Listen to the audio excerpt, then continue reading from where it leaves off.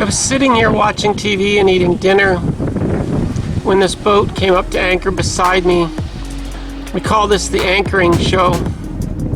Now, for those of you that are sailors, notice that there's a mooring ball. See that? That's a mooring ball belonging to a mooring field. And they drop their anchor directly in front of the mooring ball. Now they're going to drift off and they're going to let out their chain, and then they're going to be terribly surprised when the winds shift around and their chain wraps around the mooring ball. And this is why we should not let boomers buy boats.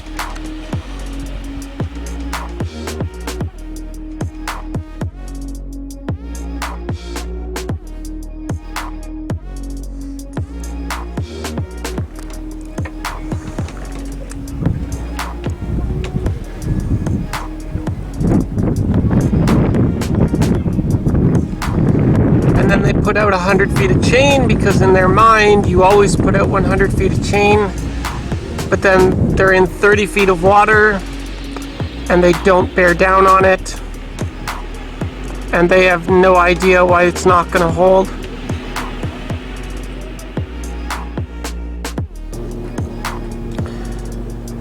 The captain had sent the wife up to do the dropping of the hook while he took the helm, because clearly only he could handle the helm. He couldn't possibly trust his wife to do it.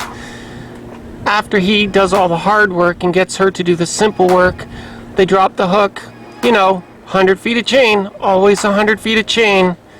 What's the depth? Nobody asks that question, but it's 30 feet deep. Shouldn't we put more chain? How dare you ask such a question, you silly girl? Trust me, I'm the man. I'm the captain. I totally know what I'm doing. I thought we were supposed to go backwards to make the anchor lock into place. No, that's not necessary. Trust me, we have a really fancy, expensive anchor. It'll just magically set itself. Trust me, I know what I'm doing. Okay, honey, I trust you. I see this kind of boomer incompetence all the time. After a few minutes of looking around, they decide that everything's fine. Nobody needs to worry about that pesky mooring ball over there, right?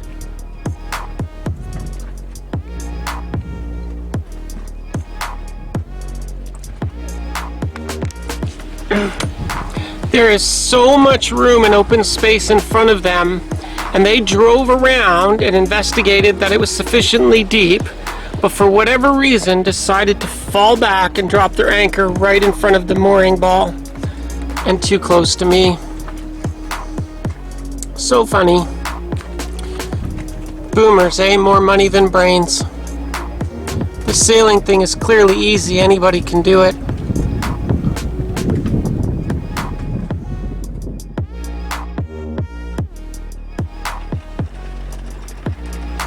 Hey, exciting news, they figured it out.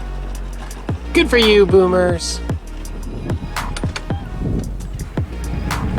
How much do you want to bet that the wife figured it out and then talked the husband into, honey, we're going to run into that blue boat over there and then we're going to run into that mooring ball behind us. Honey, I think we need to lift the anchor. And then the man says, oh, woman, you worry for no particular reason whatsoever. Everything's fine, trust me. And then the wife says, no, honey, we're going to lift the anchor and we're going to move it forward and you're going to do what I say. And then he says, okay.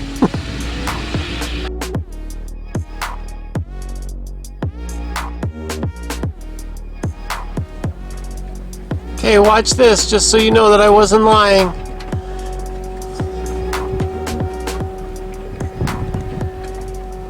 They drop exactly 100 feet of chain. She locks it off exactly where the 100-foot mark is.